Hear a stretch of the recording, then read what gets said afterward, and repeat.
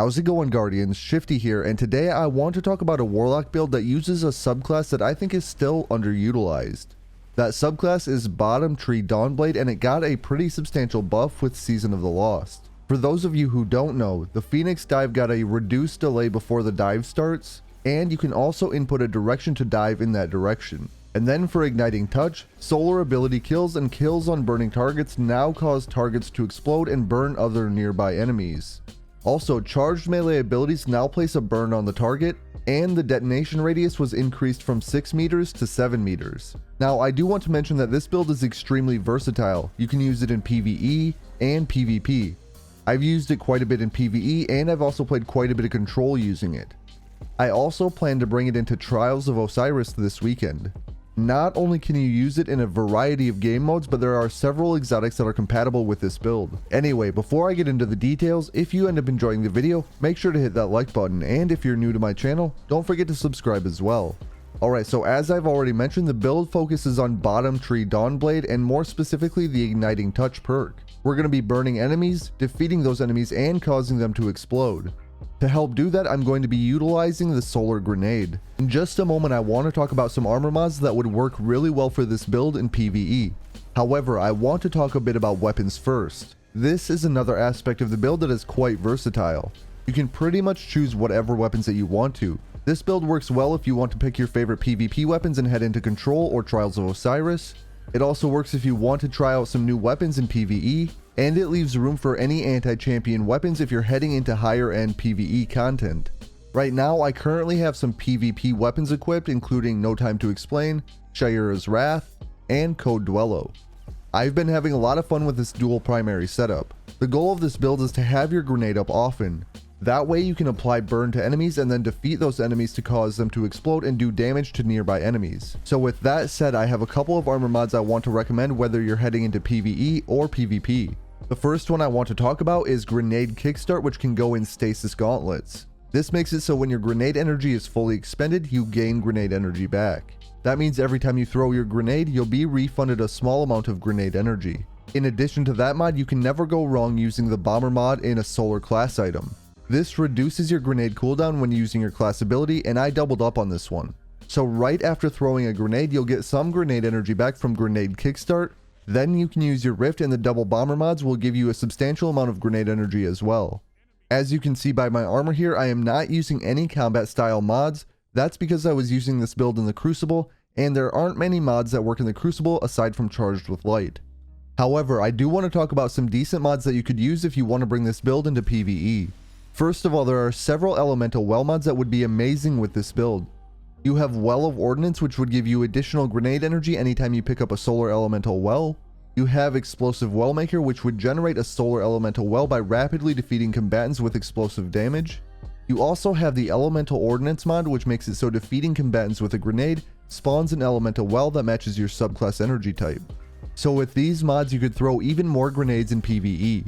Next up, you could also use the Firepower Charged with Light mod. This makes it so while charged with light, you regain a portion of your grenade energy when you use your grenade, which consumes 1 stack of Charged with Light. You could pair this mod with whatever your favorite method is to become charged with light. Now the final thing I want to talk about in regards to this build is your choice of exotic.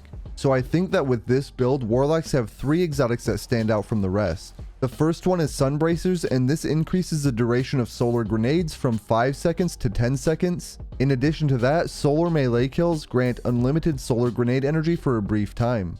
The second exotic that I think you could use is Necrotic Grip. These make it so when you melee an enemy, you poison them, and that causes damage over time. Whenever a poison enemy is defeated, it spreads the condition to nearby targets. That does stack with the explosions from Bottom Tree Dawnblade. Now, if you do choose to use Necrotic Grip, Thorn makes an excellent weapon to pair with it. I do want to mention that Bottom Tree Dawnblade and Necrotic Grip are currently bugged. Currently, it seems that anytime an enemy explodes, even from a grenade, you apply poison to them and nearby enemies. You can see an example of this happening in the gameplay I'm showing right now.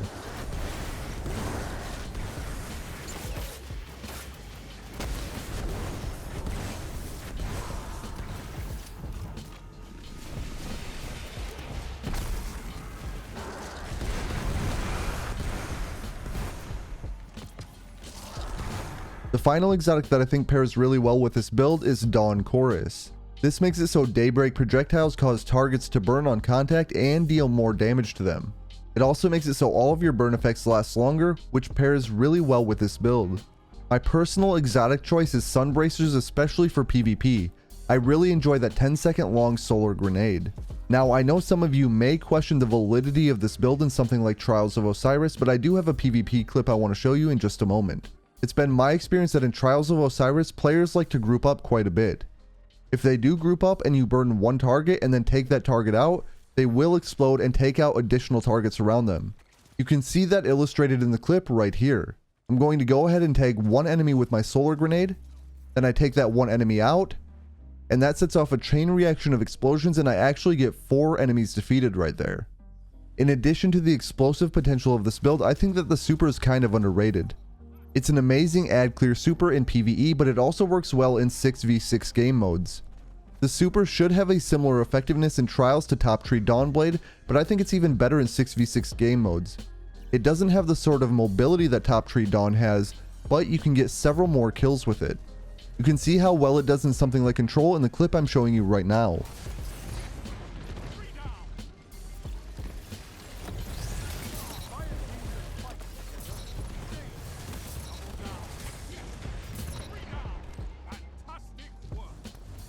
Anyway, that is all I have for today's build video.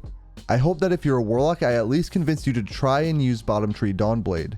I think that the recent buff made it a lot stronger and a lot more fun to use. Anyway, I hope that you enjoyed the video, and if you did, remember to like and subscribe. I just want to thank you for watching, and I'll catch you on the next one.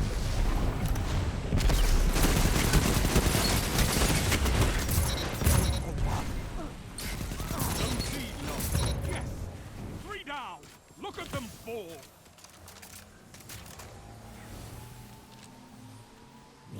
Zone A captured. You have advantage. Power play. Keep the pressure on. Strength in numbers, Guardian. Excellent.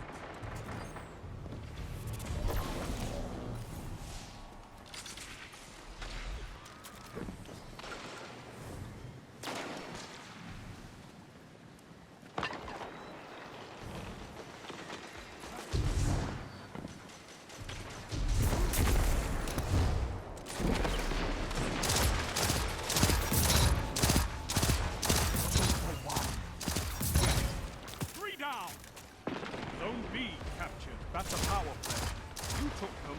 Now hold. Relax, Guardian. You're scaring them. They'll never want to fight with you again.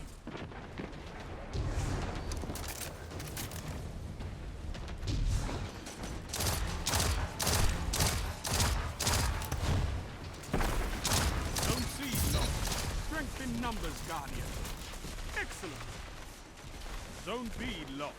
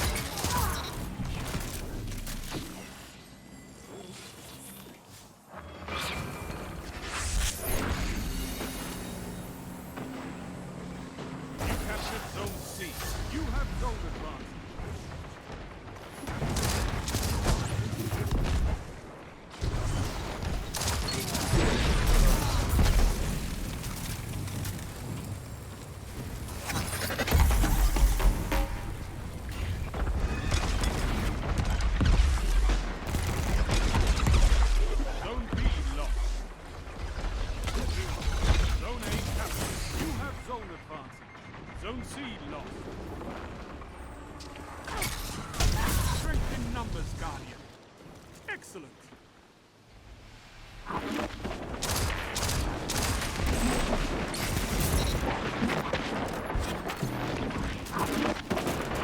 Captured Zone C. Zone advantage is yours.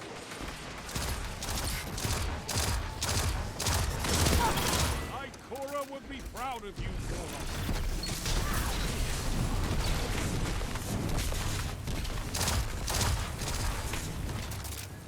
Zone B captured. That's a power play.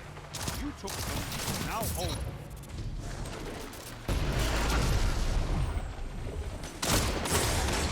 I've seen enough. I'm calling this one. Strength in numbers, Guardian. Excellent. Victory well executed.